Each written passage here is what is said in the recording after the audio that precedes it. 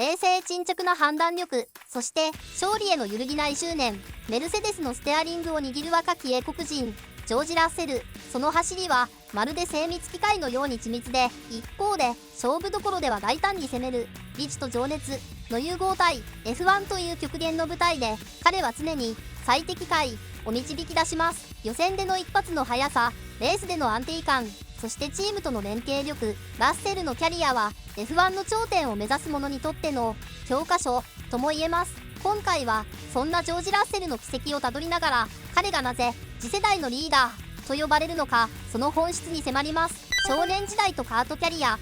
1998年、イングランド東部のキングズ・リンに生まれたジョージ・ラッセル。兄ベンの影響で7歳からカートを始め、モータースポーツへの情熱に火がつきました。週末になると家族総出でサーキットへ向かい、父スティーブの手作りトレーラーで機材を運びながら家族一丸で戦う日々が続きました。ラッセルは幼い頃から勝つために何が必要かを考える癖があり、ライバルの走行ラインやタイヤの使い方を観察し、自分の走りに反映させる分析力をすでに備えていました。2012年にはイギリス国内のカート選手権でタイトルを獲得。その後ヨーロッパ選手権にも挑戦し、国際舞台での経験とプレッシャーの中でも冷静さを失わない姿勢が評価されました。この時期のラッセルはただ速いだけではありませんでした。なぜ速く走れるのかを理解しようとする姿勢が後の F1 キャリアにおいても彼の武器となっていきます。フォーミュラステップアップ。2014年、ジョージ・ラッセルはフォーミュラルノー 2.0 に参戦。初年度ながら予選での速さとレースでの安定感を見せ、ただの若手ではないことを早くも証明しました。翌2015年には BRDC F4 選手権に挑戦し、見事チャンピオンを獲得。この年彼はマクラーレンの育成プログラムにも関わりながらトップチームの目に留まる存在となっていきます。その後 F3 ヨーロピアン選手権ではランス・ストロールやシャルル・ルクレールらと競い合い、 GP3 では ART グランプリから参戦し、2017年にチャンピオンを獲得。この時点でラッセルは次に F2 で結果を出せば F1 が見える位置にいました。そして迎えた2018年、 FIA F2 選手権 ART グランプリから参戦したラッセルは予選でのポールポジション獲得率、決勝でのタイヤマネジメント、全てにおいて群を抜くパフォーマンスを発揮。アレクサンダー・アルボンやランドノリスといった同世代のライバルたちを抑え、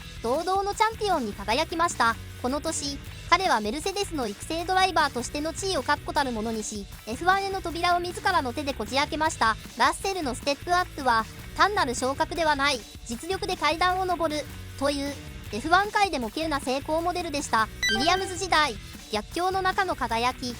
2019年、ジョージ・ラッセルは F1 デビューを果たします。舞台はウィリアムズ。かつては名門ながら当時はグリッド最後尾を争う苦境のチームです。しかしラッセルはその環境に屈することなく、予選での速さを武器に存在感を示します。1年目からチームメイトを圧倒し続け、マシン性能以上の結果を引き出す男として注目され始めます。2020年には雨のシュタイヤーマルクグランプリで Q2 進出を果たし、ウィリアムズで Q2 に行ける男としてファンの間で語り草となりました。そして運命のサフィールグランプリ、新型コロナウイルス感染により欠場したルイス・ハミルトンの代役としてラッセルはメルセデスのシートに座ることになりました。初めてのトップチーム、初めての優勝争い。それでもラッセルはスタートから完璧な走りを見せ、ボッタスをオーバーテイクしレースをリード。しかしピットミスとパンクという不運が重なり、勝利は目前で逃げていきました。それでもこの一戦は世界中にラッセルの実力を知らしめた瞬間でした。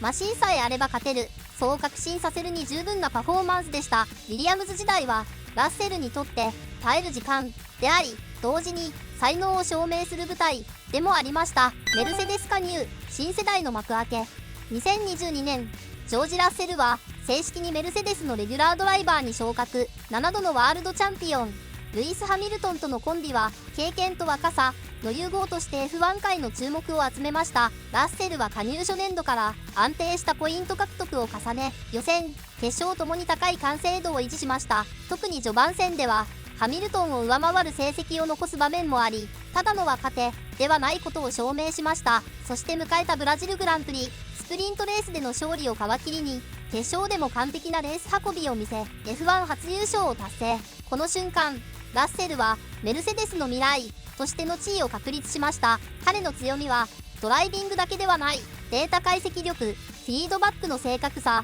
戦略理解力、エンジニアとのコミュニケーションにおいてもラッセルはチームの頭脳として機能しています。ハミルトンとの関係も競争と協力が絶妙に混ざり合います。互いにリスペクトを持ちながらもラッセルは次世代のリーダーとしての存在感を徐々に強めていきます。メルセデスにとって彼は単なるドライバーではない新時代の象徴であり、戦略の中核を担う存在になりました。ドライビングスタイルと人物像。ジョージ・ラッセルの走りは無駄がない。タイヤマネジメント、燃料管理、戦略遂行力、全てが計算され尽くしており、レースを読み解く力においてはグリッドでも屈指の存在です。オンボード無線では状況を冷静に分析し、セーフティカーのタイミングやピット戦略の最適化などエンジニア顔負けの提案をすることもあります。まさに走る戦略家。しかし彼はただの理論派ではありません。必要とあらば果敢なオーバーテイクも辞さない。2022年のフランスグランプリでは終盤にレッドブルのペレスと激しい攻防を展開。バーチャルセーフティカー明けのタイミングを見極め、冷静にポジションを奪い取るなど攻めるべき瞬間を見極める嗅覚を発揮しました。そのギャップ、計算された冷静さと瞬間的な大胆さがラッセルの魅力を一層引き立てています。プライベートでは読書家であり、哲学や心理学にも関心を持つ知性派。レースは人間の心理戦でもあると語る彼は、メンタルコントロールにも強いこだわりを持っています。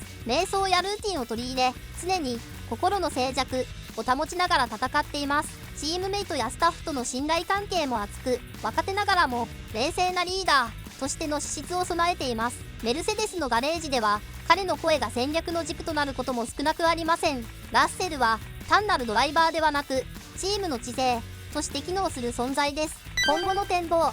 ジョージ・ラッセルは F1 の未来を担う存在です。ハミルトンの後継者としてメルセデスの屋台骨を支える紐もそう遠くはありません。すでにチーム内では戦略面や開発方向において彼の意見が重要な指針となっています。2026年には F1 のレギュレーションが大きく変わります。パワーユニットの刷新、空力の見直し、そして持続可能性へのシフト。この技術の転換期においてラッセルの分析力と適応力はメルセデスにとって不可欠な武器となるでしょう。彼はただ速いだけではない、変化を読み先回りする力を持っています。それは F1 という進化し続ける舞台で生き残るための本質的な能力です。そして何よりラッセル自身が勝利に飢えています。ウィリアムズ時代の苦悩、サフィールグランプリでの悔しさ、それら全てが彼の内側に火を灯し続けています。その上は彼をさらに高みへと導くワールドチャンピオンという頂点を見据え、ラッセルは静かにしかし確実に